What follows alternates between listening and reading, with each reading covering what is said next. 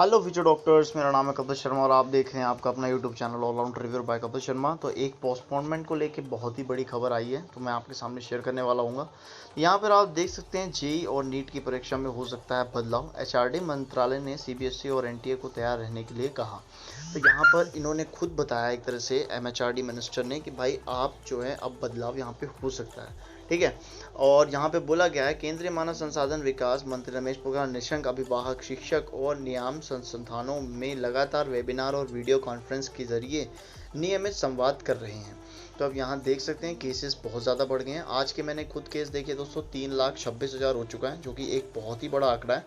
और अपनी जो वर्ल्ड पे पोजीशन हो गई है वो 4th नंबर पे आ गई है। अब इसको पहले नंबर पे आने में देर नहीं लगेगी।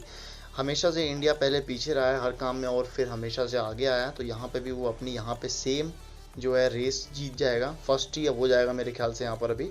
और यहाँ पर आप देख सकते हैं इस हिसाब से यहाँ पर आपने जितने भी ट्वीट किए होंगे, कम से कम जितने भी ट्विटर पे जितने भी आप लोगों ने exam over health over exam, आपने जितने भी ट्वीट किए हैं एग्ज़ाम नहीं देना है हैशटैग लगा के जितने भी यूज़ किए हैं, उसका अभी तक रिप्लाई एक भी नहीं मिला है। ना एनटीए ने किसी ने रिएक्ट नहीं किया इस पर, लेकिन हमने उसको भी हैशटैग ट्रेंडिंग नंबर 4 बना चुका है अभी तक, ठीक है। उसको 1 पे लाने पे अभी भी स्टूडेंट टिके हुए हैं। तो बहुत ही ज़्यादा ट्वीट अभी तक हो रहे हैं यहाँ पर।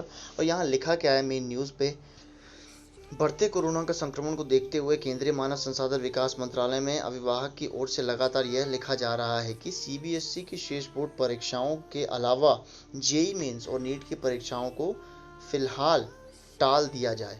तो दोस्तों हर एक स्टूडेंट इसी आस पे है कि कैंसिल ना हो, क्योंकि बहुत ज़्यादा लॉस हो सकता है। क्या पता स्टूडेंट के अच्छे मार्क्स आ रहे हो, बाद में उसकी प्रिपरेशन बिगड़ सकती है, तो वो अच्छे मार्क्स ना ले आ रहा हो। तो यहाँ पे हर एक स्टूडेंट का ये कहना है कि नीट को कैंसिल मत करो। नीट को कैंसिल करने पे सब कोई खिलाफ है, कैंसिल मत करो। लेकिन जब केस तुम्हारे कम हो जाए तब जाके तुम कहीं कंडक्ट कराओ तो कुछ बात होती है, ठीक है। यहाँ पर इन्होंने देख सकते हैं टाल दिया जाए। दिल्ली सरकार ने भी जुलाई माह के कोरोना की पीक 5.50 लाख तक पहुंचने की बात कही है। तो आप देख सकते हैं इसका जो पीक लेवल है जुलाई में वो 5.50 लाख तक जा सकता है। और दोस्तों ये नहीं जाता, मेरी मानो तो ये बिल्कुल नहीं जाता, बहुत कंट्रोल रहता। अगर लॉकडाउन 1.0 2.0 जैसे हम लोग कंट्रोल थे, जैसे दीपक जलाए हम लोगों ने, थालियां बजाई, उस समय में बंदा डरता था, बाहर नहीं निकलता था। अगर वैसे ही आप लोग लॉकडाउन 5 तक चल रहा होता तो अभी तक कोरोना के केसेस कम भी हो जाते, इतनी महामारी नहीं होती जितनी अभी तक हो चुकी है। फिर यहाँ लिखा है अभिभावक सरकार ने इसी आदेश पर यह आग्रह कर रहे हैं, जिसमें अभिभावक द्वारा पर यह सवाल भी किए जा रहे हैं कि वर्तमान परिस्थितियों में परीक्षा आयोजन से बच्चों के स्वास्थ्य पर प्रतिकूल प्रभाव नहीं पड़ेगा, इसकी क्या गारंटी है। कोई गारंटी नहीं है भाई इस चीज़ की। फिलहाल मंत्रालय ने केंद्रीय माध्यमिक शिक्षा बोर्ड सीबीएसई और नेशनल टेस्टिंग एजेंसी की परिस्थितियों अनुरूप स्वाभाविक बदलाव के लिए तैयार रहने को कहा है। केंद्रीय मानव संसाधन विकास मंत्रालय ने एक वरिष्ठ अधिकारी के लोकमत से कहा है कि अभिभावक की ओर से छात्रों के स्वास्थ्य को लेकर चिंता जाहिर करना आम बात है, लेकिन कोविड-19 का खतरा जिस तरह से बढ़ रहा है उसे देखते हुए अभिभावक की अपील की नज़रअंदाज भी नहीं किया जा सकता है। तो यहाँ पर शिक्षक से बातचीत हुई है, रमेश पोखरियाल निशंक रोज़ वेबिनार कर रहे हैं भाई।